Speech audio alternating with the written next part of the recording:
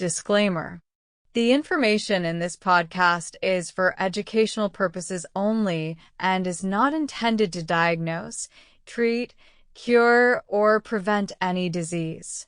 Always consult with a qualified healthcare professional before starting any new supplement, peptide, or therapy. Cerebrolysin is a peptide-based neurotrophic agent that has been studied for decades for its effects on brain health, cognitive function, and neurological disorders. Unlike single compound drugs, cerebrolysin is a mixture of low molecular weight peptides and amino acids derived from porcine brain tissue. The idea is that this combination mimics the natural peptides in the human brain, supporting repair and regeneration at a cellular level. Researchers have been fascinated by how these peptides might act like signaling molecules, influencing neurons, synaptic connections, and even neuroplasticity. When discussing cerebrolysin, one of the first things to understand is its primary purpose: supporting brain function.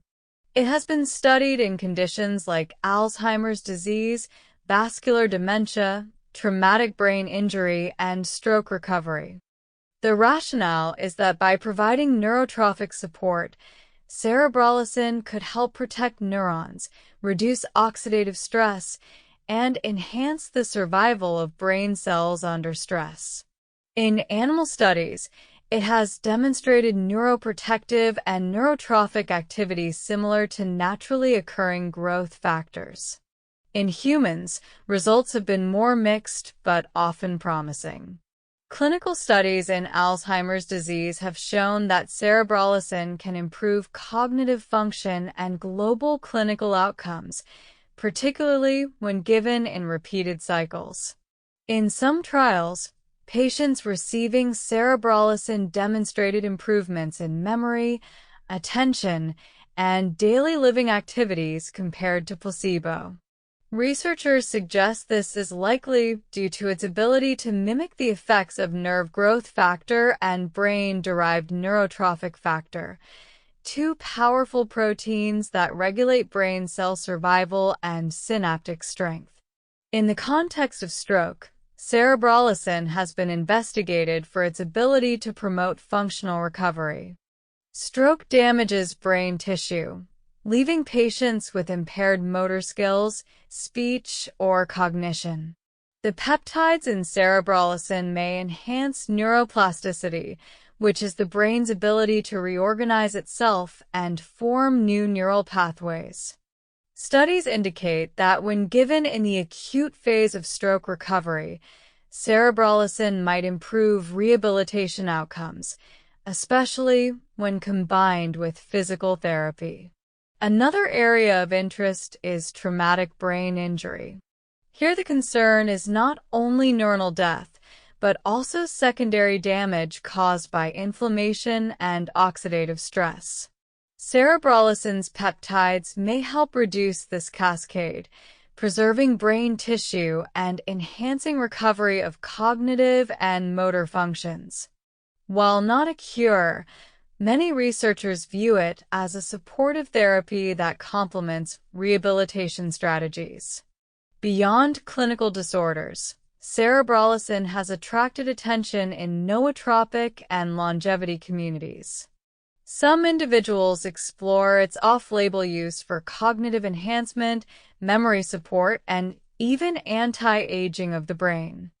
The reasoning is that by providing peptide-based neurotrophic stimulation, it might improve learning capacity, focus, and mental stamina. However, this use is controversial. Large-scale studies in healthy individuals are lacking, and most clinical trials focus on disease states. Safety in long-term use outside of medical supervision is not well established. The mechanism of action is multi-layered. Cerebrolysin appears to regulate apoptosis, the programmed death of cells, keeping neurons alive under stress. It enhances synaptic plasticity, allowing neurons to communicate more efficiently. It stimulates neurogenesis, the creation of new brain cells in certain regions like the hippocampus, which is critical for memory formation. It also seems to reduce the toxic accumulation of beta amyloid plaques, a hallmark of Alzheimer's pathology. Taken together, these actions suggest a compound that supports brain resilience. Administration is typically through intramuscular or intravenous injection, often in cycles. A common clinical regimen involves daily injections for 2 to 4 weeks, sometimes repeated several times a year, depending on the condition. The dosage varies, but ranges of 5 to 30 milliliters per day are documented in trials. Because it is a peptide mixture, oral delivery is not effective. The peptides would be broken down in the digestive tract before reaching the brain. Side effects are generally mild but can include dizziness, headache, sweating, agitation, or local injection site reactions. Rarely, allergic responses have been reported. Compared to many pharmaceuticals, it is considered relatively safe, though again, proper medical supervision is necessary, especially for vulnerable populations like the elderly or those with multiple conditions. One reason cerebrolysin is not widely known in some countries is regulatory status. In parts of Europe and Asia, it is approved for use in dementia, stroke, and traumatic brain injury. In the United States, it is not approved by the FDA, which limits its availability. Some people source it through international pharmacies or research suppliers, but this carries legal and safety risks. The lack of FDA approval does not mean it is ineffective, but rather that it has not undergone the full process of evaluation in that jurisdiction. The history of cerebrolysin dates back to the mid-20th century, when researchers were exploring how brain-derived peptides could support neurological recovery. Over decades, it has been the subject of hundreds of studies, particularly in Europe. This makes it one of the more extensively researched peptide-based compounds for the brain. While results vary, the weight of evidence points toward beneficial effects, especially in neurodegenerative and post-injury contexts. Looking forward, the excitement lies in combining cerebrolysin with other interventions. For example, pairing it with physical rehabilitation, speech therapy, or cognitive training seems to yield better results than any one approach alone.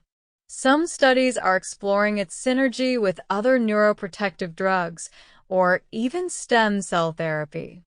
The idea is that while cerebrolysin primes the brain environment for growth and repair, other treatments can help direct that potential more effectively. For those interested in nootropics, cerebrolysin raises important questions.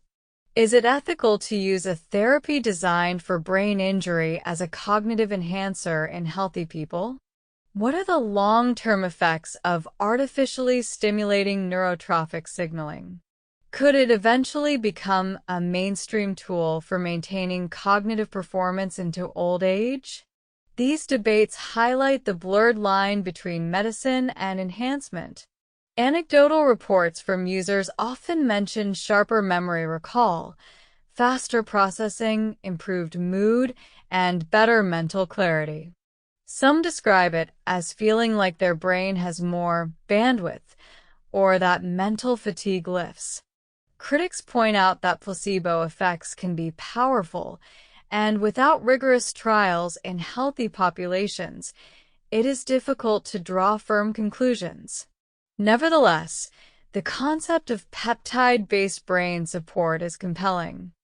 Instead of targeting a single receptor or pathway, cerebrolysin provides a broad spectrum of signaling molecules that mirror the natural complexity of the brain. This holistic approach may be why it shows promise across diverse conditions, from dementia to brain trauma. In the bigger picture, cerebrolysin belongs to a growing category of bioregulator peptides that are being studied for their tissue-specific actions. Just as cardiogen is studied for the heart and nymalin for the immune system, cerebrolysin is tailored to the nervous system. These peptides represent a shift in medicine toward regenerative, supportive, and adaptive therapies rather than purely symptomatic ones. If you imagine the brain as an intricate network of billions of neurons, constantly rewiring and adapting, cerebrolysin can be thought of as a kind of fertilizer. It doesn't dictate exactly how the garden grows, but it enriches the soil, allowing neurons to thrive, repair, and form new connections. The result may be more resilient cognition, faster recovery, and better long-term brain health. As we close this exploration, it's worth remembering that while cerebrolysin holds great potential, it is not a magic bullet. It works best as part of a comprehensive approach to brain health that includes physical activity, proper nutrition, mental stimulation, social engagement, and management of vascular risk factors. Peptides may provide an additional layer of support, but lifestyle remains foundational. Disclaimer: this content is educational only and is not medical advice. Peptides like cerebrolysin should only be used under the guidance of a qualified healthcare professional. Do not attempt to self-medicate or source peptides without understanding the risks and legal implications. Thanks for listening, keep learning, and stay curious.